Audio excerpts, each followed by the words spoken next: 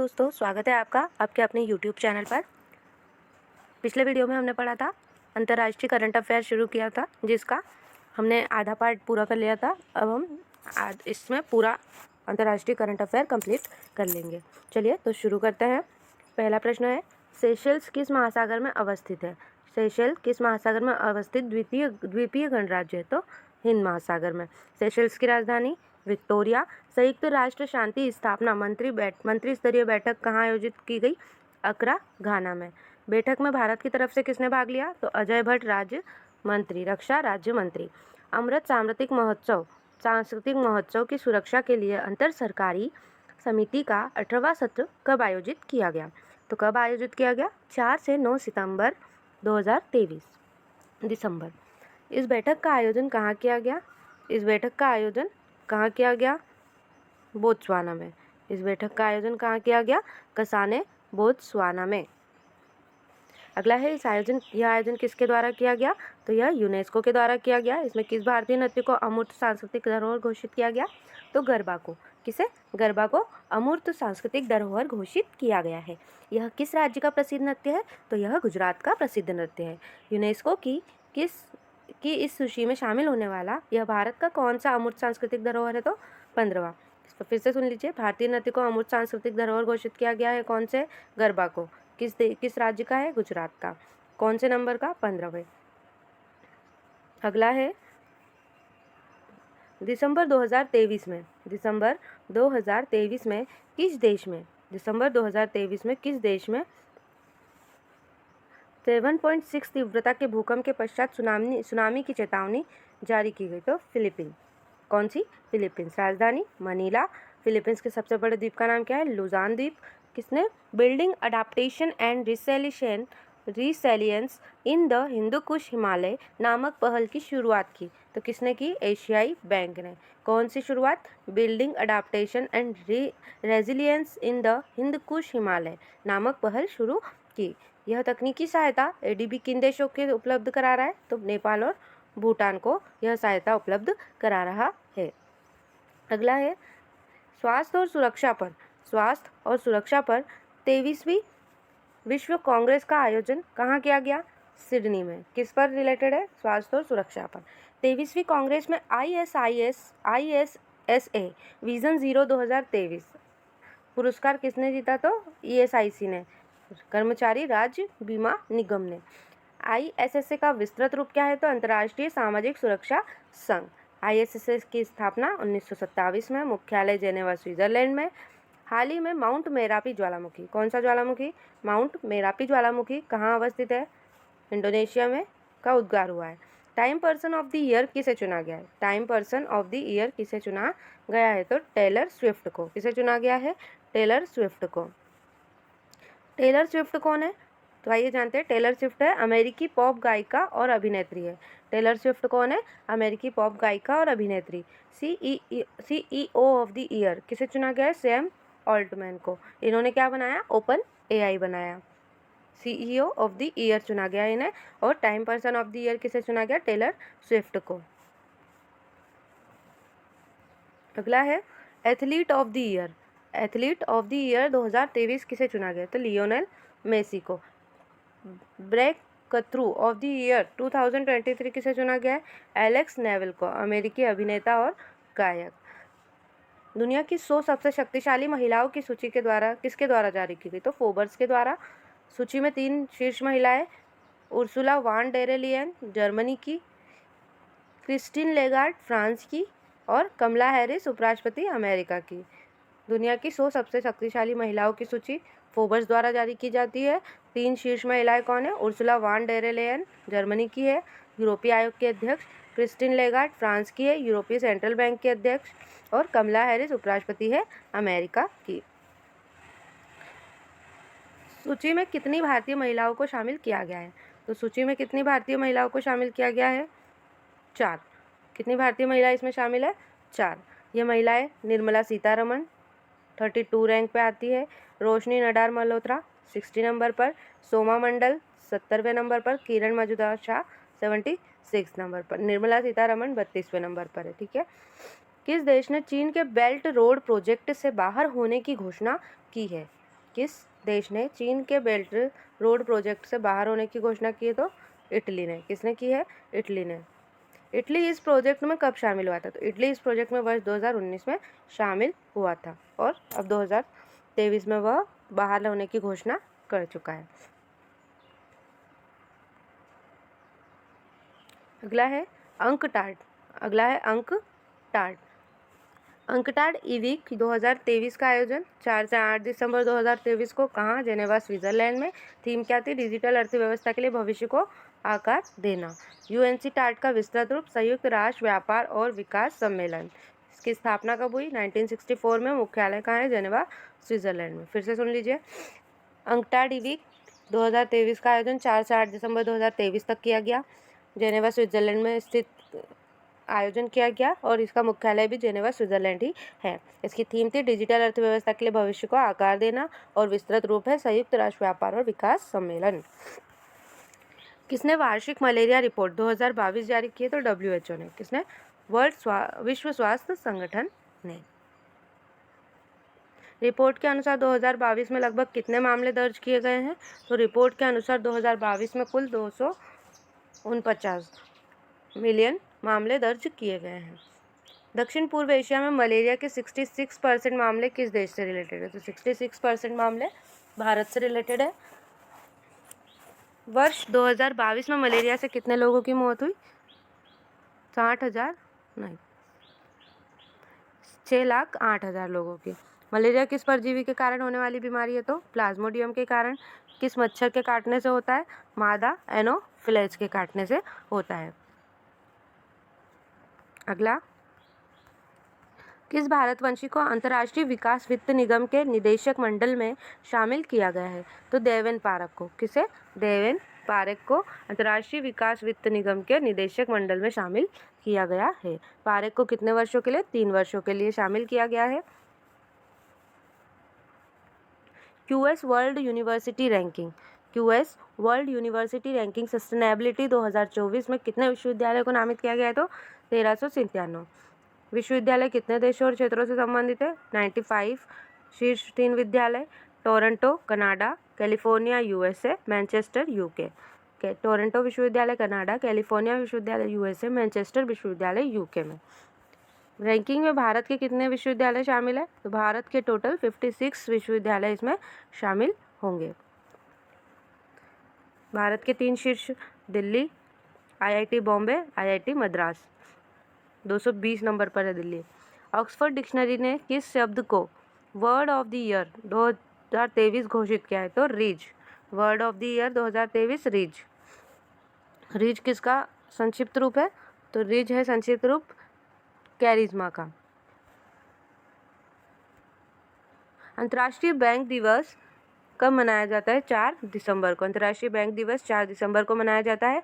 Global drought snapshot 2023 report जारी की किसने? UNCCD ने। रिपोर्ट के अनुसार विश्व भर में कितने लोग सूखे से प्रभावित है? 1.84 बिलियन। कितने प्रतिशत लोग निम्न और मध्यम आय वाले हैं? 85%। संयुक्त राष्ट्र मरुस्थलीकरण रोकथाम अभिसमय को कब अपनाया गया था? तो 1994 में। 1994 में ट्रिप्स समझौता भी हुआ था, आप लोग याद कर लीजिए। अगला है, भारत ने किस देश के साथ संयुक्त रूप से लीड IT 2.0 का शुभारंभ किया है? तो स्वीडन के साथ। किसके साथ? स्वीडन के साथ लीड IT 2.0 का शुभारंभ किया है।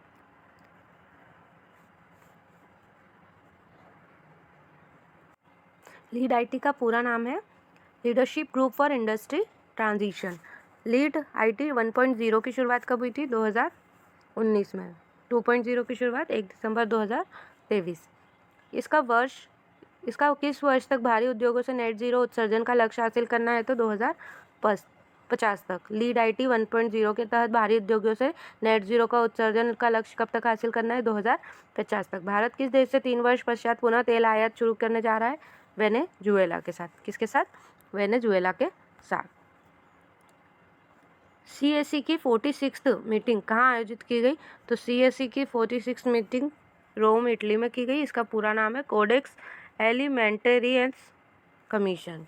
Codex Alimentarius commission. CSE की कार्यकारी समिति में एशियाई क्षेत्र के प्रतिनिधि के रूप में किसे चुना गया है? भारत को। CSE क्या है? संयुक्त राष्ट्र खाद्य मानक निकाय। CSE क्या है? संयुक्त राष्ट्र का खाद्य मानक निकाय। CSE की स्थापना 1963 में, मुख्यालय रोम, इटली में।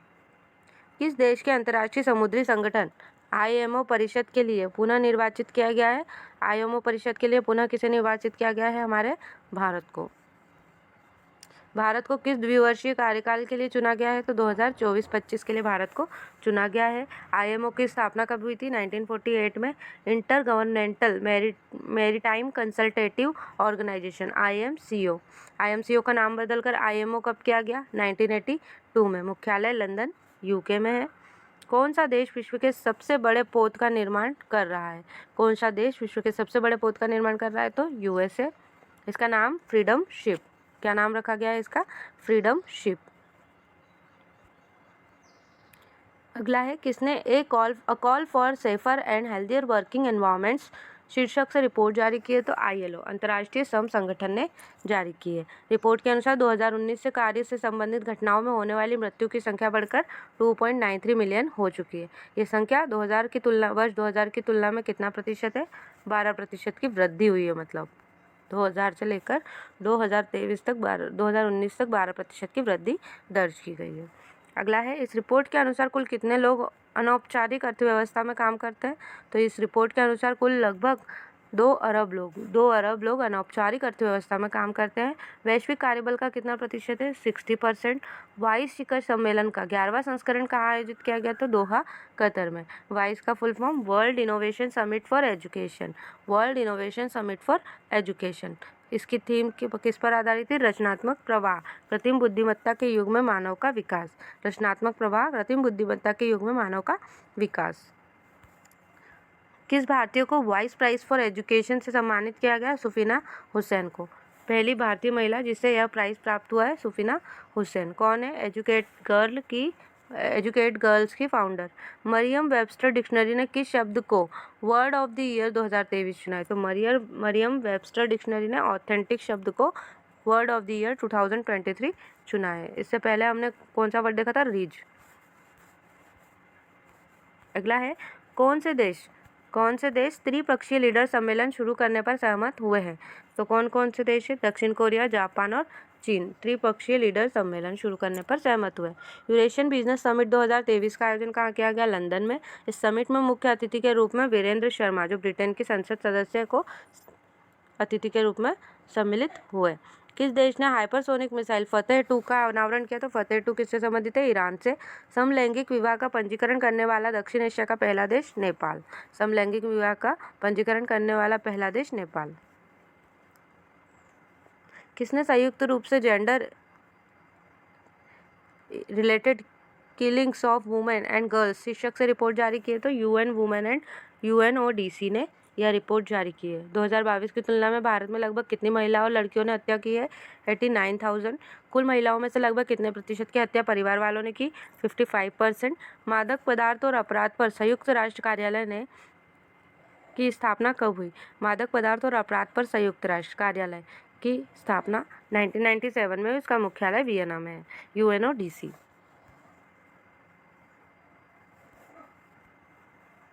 किस देश ने स्वाइन फ्लू के नए स्ट्रेन AH1N2 से मनुष्य के संक्रमण में पहले मामले की पुष्टि हुई है? यूनाइटेड किंगडम में। AH1N2 से यह संक्रमण किसके संपर्क में आने से होता है? संक्रमित सुअर के संपर्क में आने से होता है। पहली बार स्वाइन फ्लू बीमारी वर्ष 2009 में फैली थी। 2023 में किस देश ने अपने यहाँ धूम्रपान प्रतिबंध को समाप्त कर दिया है? तो न्यूजीलैंड ने। वार्षिक ASEAN India grass roots innovation forum का वर्ष 2023 में कौन सा संस्करण लॉन्च किया गया? तो चौथा संस्करण। कौन सा संस्करण? चौथा संस्करण। यह कहाँ लॉन्च किया गया है? तो यह लॉन्च किया गया है लैंकावी, मलेशिया में। किसके द्वारा लॉन्च किया गया है? तो मलेशिया के इनोवेशन मंत्री YB चांग ली कांग के द्वारा। पहला संस्करण जकार्ता, इंडोनेशिया में हुआ था 2018 में। मेडागास्कर के राष्ट्रपति के रूप में किससे पुनः पदभार ग्रहण किया है? तो एंड्री रोजो एलिना ने मेडागास्कर के राष्ट्रपति के रूप में पुनः पदभार ग्रहण किया है। राजधानी क्या है? एंटानानरीवा। कौन सा मंदिर परिसर इटली के पोम्पई को पीछे छोड़कर दुनिया का 8वां आश्चर्य बना है? तो कौन सा मंदिर बना है? अंकोर वाट मंदिर, कंबोडिया।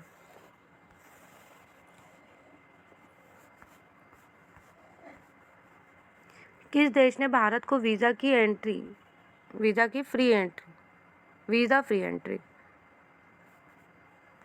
किस देश ने भारत को वीज़ा फ्री एंट्री सुविधा देने की घोषणा की है? तो मलेशिया ने। कब से? 1 दिसंबर 2023 से मलेशिया की राजधानी कुआलालंपुर नेटवर्क रेडीनेस इंडेक्स 2023 किसके द्वारा जारी की गई है? तो यह जारी की गई है पोर्टुलन्स इंस्टीट्यूट द्वारा। किसके द्वारा? पोर्टुलन्स इंस्टीट्यूट के द्वारा यह सुविधा जारी की गई है। सूचकांक में कितने देश शामिल है? तो इस सूचकांक में टोटल 134 देश शामिल है। सूचकांक में शीर्ष 3 देश USA, सिंगापुर और फिनलैंड। USA, सिंगापुर और फिनलैंड। अगला है सूचकांक में अंतिम 3 देश। सूचकांक में अंतिम 3 देश कौन से? बरूंडी, चाड और चेक गणराज्य, कांगो गणराज्य। सूचकांक में भारत की रैंक 60। BBC द्वारा 100 प्रेरक और प्रभावशाली महिलाओं की सूची में कितनी भारतीय महिला शामिल है? तो 4 भारतीय महिला शामिल है। कौन कौन सी? हरमनप्रीत कौर खेल श्रेणी में, दिया मिर्जा मनोरंजन में, जैतसुनमा तेंजिन पालमो संस्कृति और शैक्षणिक श्रेणी में, आरती कुमार राव जलवायु पायनियर्स श्रेणी में शामिल है। BBC द्वारा 100 प्रेरक प्रभावशाली महिलाओं की सूची में 4 महिलाएं शामिल है भारतीय। हरमनप्रीत कौर खेल की, उसमें दिया मिर्जा मनोरंजन, जैतसुनमा तेंजिन संस्कृति और शैक्षणिक, आरती कुमार राव जलवायु पायनियर्स श्रेणी में शामिल है। पाकिस्तान के सर्वोच्च नागरिक सम्मान निशान पाकिस्तान से किसे सम्मानित किया गया? सैयदना मुफद्दल सैफुद्दीन को। कौन है यह? मुंबई स्थित दाऊदी बोहरा संप्रदाय के प्रमुख है। अब तक कुल भारतीयों को यह पुरस्कार दिया गया है 4। अब तक कुल 4 भारतीयों को यह पुरस्कार प्राप्त हो चुका है। इंटरनेशनल ग्रीन एप्पल पर्यावरण पुरस्कार 2023 कहाँ आयोजित किया गया? लंदन, UK में। किसके द्वारा? ग्रीन ऑर्गेनाइजेशन के द्वारा। कार्बन न्यूट्रल प्रेजेंटेशन समारोह में power grid corporation of India limited को कितने पुरस्कार से सम्मानित किया गया? 2। कौन कौन से 2 थे वह? तो CSR world leader 2023 carbon neutral presentation समारोह में power grid corporation of India limited को कितने पुरस्कार प्राप्त हुए? तो कितने पुरस्कार प्राप्त हुए हैं? 2 प्राप्त हुए। कौन कौन से? CSR world leader 2023, international CSR excellence 2023। इसी के साथ आज का वीडियो हम यही समाप्त करते हैं। इस वीडियो में हमने पूरा अंतर्राष्ट्रीय परिदृश्य से रिलेटेड करंट अफेयर देखा। अगले वीडियो में हम आर्थिक परिदृश्य से रिलेटेड करंट अफेयर को शुरू करेंगे।